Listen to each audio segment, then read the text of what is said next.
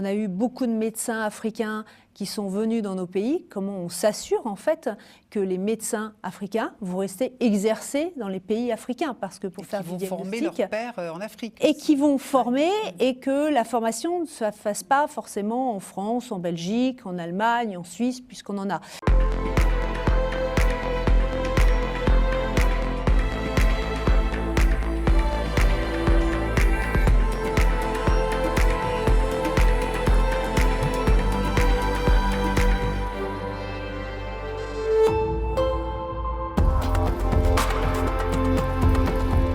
Bienvenue à tous. Notre émission Santé Plus est consacrée cette semaine au diagnostic en Côte d'Ivoire, avec un focus sur l'imagerie de la femme, de l'homme et des enfants.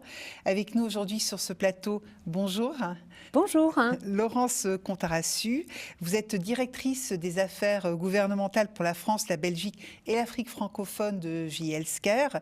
Vous êtes également présidente non opérationnelle pour la France et vous êtes également présidente du SNITEM. Et à distance, nous retrouverons le professeur Aboubakar Sindiki Diabaté, qui est chef de service en imagerie médicale au CHU de Treichville, à Abidjan, en Côte d'Ivoire, ainsi que Moussa Niangane, directeur de la division imagerie Afrique francophone de GE Healthcare. Laurence Contarassu, donc comment GE Healthcare, la société que vous représentez là, sur ce plateau aujourd'hui, est-il impliqué en Afrique et plus particulièrement en Côte d'Ivoire ? Alors, tout d'abord, je voudrais dire merci pour l'invitation, et presque triste qu'on ne soit pas avec, j'allais dire, nos deux comparses, puisqu'il doit faire plus chaud là-bas qu'ici. Mais qui sont quand même là. Voilà, même s'ils sont avec nous.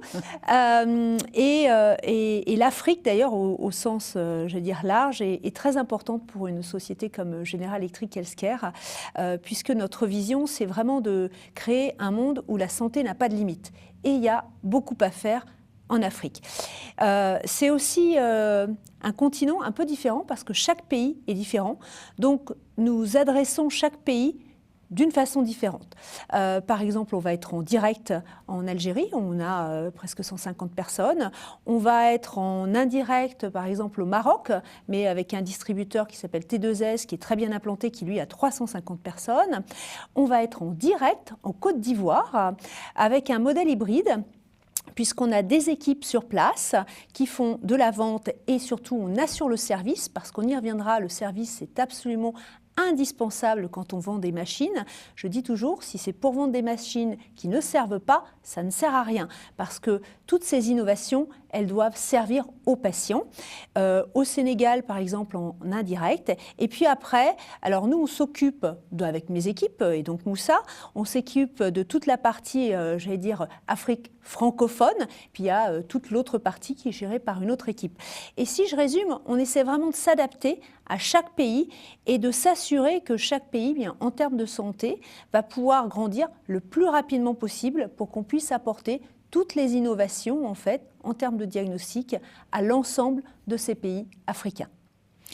Moussa Niangane, comment les utilisateurs des appareils dont vous venez de me parler, les appareils de diagnostic, en l'occurrence, ces utilisateurs sont les professionnels de santé, et comment sont-ils formés ? Alors, concernant les utilisateurs des appareils de diagnostic, en l'occurrence les professionnels de santé, ils reçoivent une formation sur site après chaque installation, et nos spécialistes cliniques reviennent après une période d'utilisation pour approfondir leurs compétences. De plus, nous collaborons avec diverses sociétés savantes par spécialité en Côte d'Ivoire et également sur toute l'Afrique subsaharienne afin de leur offrir des formations lors des congrès ou un autre modèle de partenariat que nous avons développé par exemple en Côte d'Ivoire, donc avec la Société ivoirienne d'imagerie médicale dans leur centre de formation qui est tout équipé aujourd'hui, où nous organisons des sessions de revue et d'interprétation d'images sur les modalités comme le scanner, comme l'IRM et la mammographie. Professeur Diabaté, quels sont les dispositifs médicaux mis en place dans votre hôpital, et est-ce que vous pouvez nous décrire les projets qui sont menés pour améliorer le diagnostic des maladies dont souffrent vos patients ? Dans notre hôpital, le CHU de Treichville à Abidjan, les dispositifs médicaux sont ceux d'un service d'imagerie classique donc de l'imagerie radiographique standard, un scanner, des échographes, des équipements de mammographie et surtout le projet vraiment phare sur lequel on travaille actuellement avec JFR, c'est l'installation de 3 IRM 1.5 dans la ville d'Abidjan. Ce sont des équipements qui vont révolutionner la prise en charge médicale dans la ville d'Abidjan, dans la mesure où ils vont permettre aux patients du secteur public d'accéder à cette technologie qui jusqu'à présent était réservée aux patients du secteur privé. Moussa Niangane, la maintenance est-elle assurée dans la durée? Alors, concernant la maintenance, effectivement, elle est assurée dans la durée, hein, puisque la maintenance est aujourd'hui euh, effectuée par nos ingénieurs locaux. Donc, General Electric en Côte d'Ivoire est doté d'un service technique. Et nos ingénieurs peuvent également surveiller à distance certains de nos équipements, les équipements lourds en général, comme l'IRM ou l'angiographie. Et nous proposons des solutions de maintenance, hein, de services après-vente, que ce soit sur la maintenance curative ou la maintenance corrective, qui sont proposées sur toute la durée de vie de ces équipements. Et nous n'hésitons pas également à faire participer les services techniques des différentes structures, hein, que ce soit privées ou publiques, à la préparation de l'installation de nos équipements, à la participation, bien sûr, à un niveau bien limité lors de l'installation de nos équipements, et délivrons également des formations aux techniciens biomédicaux de ces structures. Place maintenant, Laurence Contarassu, à la santé de la femme, plus particulièrement. J'ai envie de demander à Moussa Niangane, pouvez-vous nous donner des exemples concrets d'initiatives sur le territoire ivoirien en santé de la femme? Alors, concernant le, le projet la santé de la femme, nous avons le projet SONOU, qui est un projet de soins obstétricaux pardon, et néonataux d'urgence. Il s'agit de la construction par l'État de Côte d'Ivoire de 62 centres de santé équipés de blocs opératoires, de maternité, de chirurgie, de réanimation également, avec un département de radiologie où nous retrouvons justement la possibilité de faire des examens os, poumons, dont l'objectif premier, hein, est de réduire la mortalité maternelle et infantile, avec plus de 1500 équipements aujourd'hui installés sur tout le territoire de la Côte d'Ivoire. Professeur Diabaté, quelle est votre expérience à l'hôpital en santé de la femme? En matière de santé de la femme, nous conduisons avec Roche un projet de cancer du sein. Il faut savoir que dans notre pays, le cancer du sein est la première cause de mortalité de la femme et notre hôpital a été un centre de référence dans la prise en charge du cancer du sein. Avec JFR, nous participons à l'installation des mammographes, une salle d'échographie qui permet donc de faire des campagnes de dépistage du cancer du sein, également de réaliser des biopsies et surtout de former les radiologues ivoiriens à prendre en charge le cancer du sein et donc à réduire la mortalité liée à ce cancer. Et donc, depuis une dizaine d'années que nous faisons ce projet, nous avons actuellement une dizaine de radiologues qui sont capables de réaliser des biopsies et le nombre de centres de sénologie a été étendu de la ville d'Abidjan à 5 villes à l'intérieur du pays et nous espérons que le projet ira en augmentant avec de plus en plus de centres installés à l'intérieur du pays et également des centres de laboratoire pour faire le diagnostic en service. Laurence Contarassu, quelles solutions pourraient permettre d'améliorer la santé de la femme en Afrique et plus particulièrement en Côte d'Ivoire? Alors déjà, j'aime beaucoup cette question parce qu'évidemment, je suis une femme. Je suis aussi femme de santé, d'ailleurs, en France. Et puis, je suis aussi... Tout comme moi, d'ailleurs. Voilà, tout à fait. Et puis, je suis aussi une mère et travaillant sur tous les sujets de diversité, c'est vraiment un sujet qui est important. C'est un sujet, d'ailleurs, qui est important en France comme en Afrique, puisqu'on sait qu'il y a des inégalités en fait entre les hommes et entre les femmes. On est aussi très fiers d'ailleurs en tant que General Electric Healthcare, puisque sur notre site qui est à Buc, on va fabriquer pour le monde entier À côté dans la région parisienne. Hein. Exactement, plus qu'à côté de Versailles, oui, tout à fait. Oui, tout à fait. Voilà, on va fabriquer tous les mammographes en fait, qui vont être livrés à travers le monde entier et donc évidemment en Afrique. Alors, la santé de la femme en Afrique, elle est, je vais dire, encore différente parce que en fonction des pays, les femmes ne vont pas forcément venir aussi facilement. Des fois, il va falloir aller vers les femmes, il va falloir aller les rejoindre. Et puis, il va y avoir aussi certainement plein de questions autour de la religion, peut-être même des tabous. Donc, je pense que ce qui est important en termes de santé de la femme, c'est de travailler avec l'ensemble des gouvernements pour vraiment voir comment on peut accélérer la prise en charge, en fait, de la santé de ces femmes. En Côte d'Ivoire, j'ai vraiment un moment d'émotion que je garde en tête. Et d'ailleurs, on était avec Moussa. Oui, parce que vous y êtes allé récemment. Voilà. Et j'ai pu visiter, en fait, plusieurs endroits où le gouvernement de Côte d'Ivoire a vraiment décidé de dédier des pôles mère-enfant afin que l'on puisse prendre en charge le plus tôt possible la femme, en fait, dans sa grossesse, et de continuer à suivre les enfants. Paradoxalement, quand on arrive en Côte d'Ivoire, à l'aéroport, sincèrement, on pourrait se croire en Europe, on a des grands buildings avec orange, et pourtant, la mortalité, en fait, de ces enfants est l'un des plus élevés, en fait, en Côte d'Ivoire. Et j'ai eu aussi l'occasion de discuter avec le ministre de la Santé, et c'est vraiment une préoccupation qu'ils ont de comment est-ce qu'ils peuvent prendre en charge différemment, en fait, les femmes, les enfants, et baisser cette mortalité. J'ai eu aussi la chance de visiter le pôle mère-enfant, en fait, créé par la Première Dame. Et là aussi, c'est juste impressionnant. Je pense que je n'ai jamais rien vu d'aussi beau en France et pour toutes les femmes, peu importe, j'allais dire, leur condition sociale. Donc il y a vraiment un focus sur comment on peut diminuer justement la mortalité et comment on peut amener plus de femmes à se faire suivre. Je pense que la problématique des innovations, évidemment, on peut toujours, grâce à l'innovation technologique, et j'allais dire que notre mammographe est là, j'allais dire, pour aider ces femmes, hein, puisqu'il faut savoir que pour le diagnostiquer, hein, je fais une petite aparté, mais qui est vraiment très importante. Sur notre mammographe, en fait, souvent on dit la mammographie peut faire mal.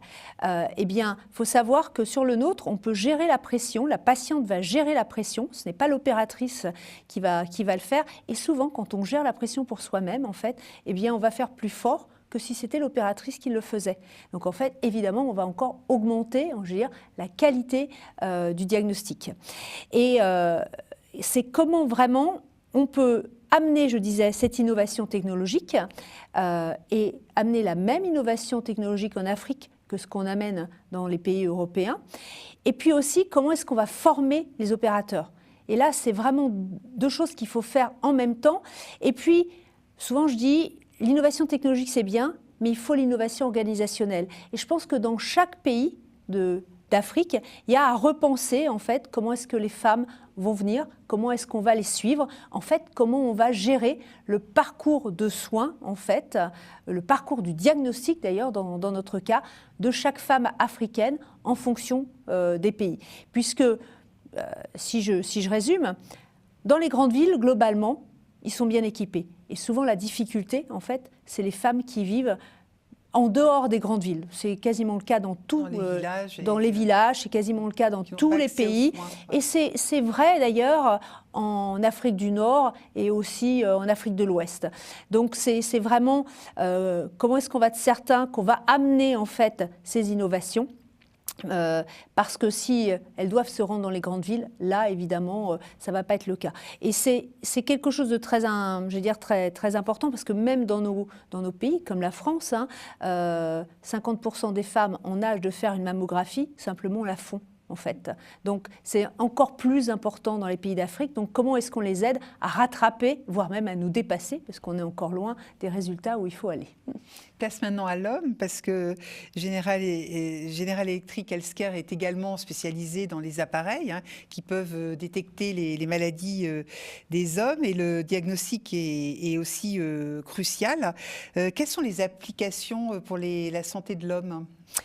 Alors, je voudrais juste revenir, en effet, il ne doit pas y avoir de différence entre les hommes et les femmes. Ouais. Et je pense qu'on est là pour soigner l'ensemble de la population. Là, c'est ma casquette diversité qui revient. Même si les pathologies ne sont pas toujours les mêmes. Voilà, mais il faut en effet qu'on soigne aussi bien les hommes qu'aussi bien les femmes. Alors, pour vous donner des exemples, il va y avoir tout ce qui est traumatologie, par exemple.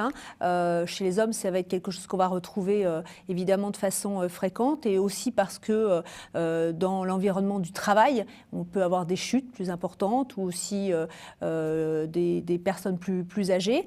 Et puis évidemment, il y a un cancer qui chez l'homme fait rage, c'est le cancer de la prostate. Donc là aussi, que ce soit la radio, l'écho, les IRM, le scanner, tout ça va pouvoir servir à détecter évidemment le cancer de la prostate et d'autres cancers comme chez le les poumon, hommes. par exemple. Alors le poumon, et alors chez les hommes, mais exactement. Alors le poumon est plus fréquent chez les hommes, bien qu'il devienne très fréquent en France. Je n'ai pas les statistiques, mais on peut supposer quand même que, vu le mode de vie, c'est un peu moins fréquent chez les femmes africaines. Mais par contre, en effet, les hommes en Afrique ont aussi eu beaucoup accès à la cigarette, par exemple. Oui, et en France, effectivement, la prévalence augmente avec ce changement de mode de vie. J'ai pas de... Et d'ailleurs, je n'ai pas d'informations spécifiques là-dessus, mais quand même, quand on discute avec les différents médecins en Afrique aussi, ils disent aussi que la prévalence augmente aussi chez les femmes, quand même. Chez les femmes en Afrique. Professeur Diabaté, pouvez-vous nous donner quelques exemples de diagnostics qui ont sauvé la vie de vos patients masculins ? Les patients masculins ne sont pas en reste. C'est vrai que nous sommes loin de nos grands bleus. Mais le cancer de la prostate est un cancer très fréquent dans notre pays et touche surtout une population jeune. L'arrivée d'IRM 1.5 Tesla va permettre de faire le diagnostic, dans tous les cas d'évoquer ce diagnostic chez des patients jeunes avec un PSA élevé, et la présence de PSA élevé et une imagerie en faveur du cancer de la prostate va permettre de faire des diagnostics à un stade précoce, alors que jusqu'à présent, ces cancers arrivaient à un stade tardif. Et donc là, l'imagerie va être un vrai game changing dans la mesure où le diagnostic précoce permettra d'augmenter la survie des patients et permettra également d'accroître les campagnes de dépistage, puisque les patients auront beaucoup plus de chances de suivre. Je résume sur le cancer de la prostate. L'arrivée d'IRM à Auchan, installé dans les 3 CHU à Abidjan, va être un vrai game changing pour les hommes et va permettre de faire ce diagnostic précocement et donc de sauver des vies. Moussa Niangane, comment améliorer l'imagerie en pédiatrie, notamment anténatale, et dans les explorations échographiques ? Comment améliorer l'imagerie en pédiatrie, notamment anténatale et dans les explorations échographiques ? Le projet Sonou répond à une partie de la question, puisque nous avons une technologie d'échographie permettant de suivre la santé de la mère et de l'enfant pendant la durée de grossesse, et également de prévenir les malformations. Et en radiologie, nous avons des protocoles spécifiques avec de faibles radiations qui sont également mis en place, et une formation adéquate, comme j'en parlais tout à l'heure, est délivrée aux utilisateurs lors de la mise en service de ces équipements, et qui est pour moi crucial pour garantir une utilisation optimale et sécurisée.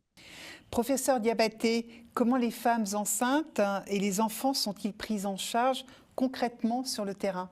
En pédiatrie et en tout ce qui concerne la mère et l'enfant, d'abord la mère et l'enfant, le diagnostic prénatal.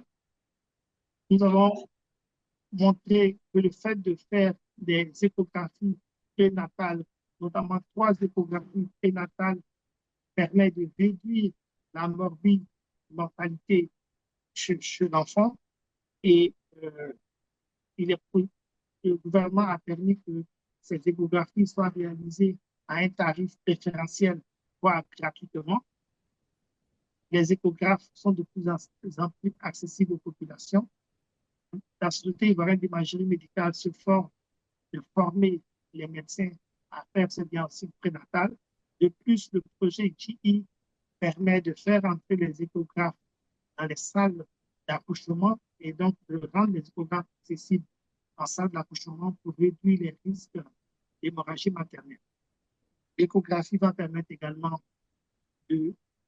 d'explorer les enfants en réduisant les risques d'irradiation. Et donc, on peut résumer en disant que concernant le couple mère-enfant, toutes les technologies liées à l'échographie vont permettre d'améliorer la prise en charge, de réduire le risque de mortalité et de réduire le risque d'irradiation chez les enfants. Comment vous voyez, Laurence Contaraciu, comment vous voyez évoluer le diagnostic en Afrique à l'avenir? Alors, comme je le disais dans une de mes précédentes questions, je pense surtout qu'il faut continuer à accélérer, en fait. Le challenge, c'est pas très français, mais c'est souvent le défi. Merci. Voilà. Le défi, souvent, c'est comment on peut faire en quelques années dans les pays africains ce que des fois, nous, on a mis 15 ou 20 ans. Comment est-ce qu'on peut utiliser ce qu'on a bien fait dans les pays européens et comment est-ce qu'on peut ne pas faire les erreurs qu'on a fait. Donc je pense que déjà la première chose, c'est ne pas faire de copier-coller. Ça me semble extrêmement important. Il y a des différences parce que les accès sur les routes sont pas les mêmes, l'organisation dans les villes, dans les villages sont pas les mêmes. La formation, ça je pense que c'est quelque chose de très très important, hein. Historiquement, on a eu c'est un sujet dont on discute quasiment toujours quand je vais en Afrique. On a eu beaucoup de médecins africains qui sont venus dans nos pays. Comment on s'assure en fait que les médecins africains vont rester exercer dans les pays africains, parce que pour faire du diagnostic, former leurs pairs en Afrique. Et qui vont former et que la formation ne se fasse pas forcément en France, en Belgique, en Allemagne, en Suisse, puisqu'on en a. Donc il y a comment est-ce qu'on amène l'innovation, comment est-ce qu'on forme. Comment est-ce qu'on continue à échanger aussi ensemble? Et pour ça, je suis assez fière du travail en effet que fait la Société française de radiologie avec par exemple la Société française ivoirienne sur le travail qu'ils font en commun. Avant, c'est vrai qu'on pouvait avoir pas mal de médecins, par exemple, qui venaient sur des congrès en France. Maintenant, on voit des parallélismes, c'est-à-dire quand il y a un congrès en France, ils font aussi le congrès en Côte d'Ivoire, ils travaillent sur des sujets, on va travailler sur des sujets communs. Donc, quelque part, c'est comment est-ce qu'on met des partenariats intelligents, que ce soit en termes d'apport de l'innovation ou que ce soit en termes de formation et de continuité de la formation. Et c'est tous ces aspects sur lesquels il faut travailler et surtout accélérer. Parce qu'on doit avoir le même, excusez-moi de vous couper, on doit avoir la même chance où on se situe dans le monde, que ce soit en Afrique, en Europe ou ailleurs. Justement, l'innovation, vous venez d'en parler. Comment vous voyez cette innovation évoluer dans le dispositif médical en tant que présidente du SNITEM, votre autre casquette? Alors déjà, je vais commencer par quelque chose, je rappelais la mission de General Electric Healthcare qui était créer un monde où la santé n'a pas de limite. Et je pense qu'il faut rappeler que la santé et les médecins sont extrêmement importants. L'ensemble, j'allais dire, du corps médical est important, mais on ne peut pas soigner si on n'a pas d'innovation technologique, et je vais même faire un petit parallèle, si on n'a pas de médicaments. Donc ça, c'est valable dans nos pays, c'est valable en Afrique. Donc c'est quelque chose qu'il faut vraiment rappeler. Après, en termes d'innovation, j'en ai parlé et j'insiste beaucoup, il faut de l'innovation technologique, mais il faut aussi de l'innovation organisationnelle. C'est-à-dire qu'on peut faire différemment, et même des fois, on peut faire plus frugal, on peut faire moins cher. Donc, c'est souvent difficile, cette transformation, de penser comment est-ce qu'on peut faire différemment, mais c'est quelque chose sur lequel on peut travailler ensemble. Et là, d'ailleurs, en tant qu'industriel, on peut aussi aider, parce que dans nos usines, ce qui est le cas d'ailleurs dans notre usine de Buc à côté de Versailles, on travaille beaucoup sur le lean management, donc comment est-ce qu'on peut optimiser. Et ça, on peut aussi travailler avec les hôpitaux, donc ça peut rentrer dans l'innovation organisationnelle. Et en termes d'innovation, j'allais dire technologique, il y a la miniaturisation. Donc ça, évidemment, c'est valable dans l'équipement, mais c'est valable aussi dans tout ce qui est matériel implantable. Et puis, il y a tout ce qui tourne autour de l'intelligence artificielle. Et ça, on dit souvent qu'on n'est pas suffisamment bien structuré dans nos pays en Europe, eh bien, je pense que là, en Afrique, ils sont partis un petit peu plus tard. Donc, quelque part, on pourrait certainement les aider, au fait, à ne pas faire les erreurs qu'on a fait. Ne pas avoir un système différent dans chaque hôpital. Être en capacité à mieux utiliser les données. Peut-être faire comprendre différemment aussi et plus vite aux patients pourquoi la donnée est importante. Et je pense que c'est tout ça l'innovation. Comment est-ce qu'on amène les patients à comprendre, en fait, à aller de la prévention, avant même, quelque part, d'avoir besoin de matériel, donc de la maladie, et garder, quelque part, les ressources pour faire le diagnostic le plus rapidement possible, parce que là aussi, c'est un point qui est important, et puis aller au traitement, et donc avoir moins de patients à traiter, si on fait bien la prévention, si on fait le diagnostic plus tôt, et avoir plus d'argent pour le traitement. Tout ça avec l'intelligence artificielle, parce que ça va vraiment être un support indispensable à l'ensemble des soignants. Merci Laurence Contarassu et merci à vous, professeur Diabaté, et vous également Moussa Niangane. Merci donc à vous trois et Merci. on se retrouve très très vite pour une prochaine émission Santé Plus.